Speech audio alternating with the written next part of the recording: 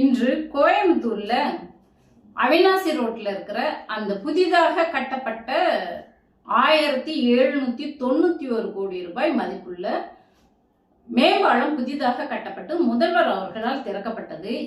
அதுல கூடுதல் சிறப்பு என்னவென்றால், கோவை மண்ணின் மைந்தராக இருக்கக்கூடிய இந்தியாவின் முதல் மின்சார மோட்டார் கண்டுபிடித்த ஜிடி நாயுடு அவர்கள் பேர்ல அந்த பாலத்தை திறந்து கோயம்புத்தூர் மக்களுக்கு பெருமை சேர்த்திருக்காங்க. அது மட்டும் இல்ல, கோயம்புத்தூர்ல ஏறக்குறைய 12171 ஸ்டார்ட் அப் நிறுவனங்கள், அதாவது புதிதாக கண்டுபிடிக்கக்கூடிய ஸ்டார்ட் அப் நிறுவனங்களை துவக்கி வச்சிருக்காங்க. அதுல சரிபாதியாக பெண்கள் தலைமை எடுத்து நடத்தக்கூடிய நிறுவனங்கள்லாம் இருக்கு.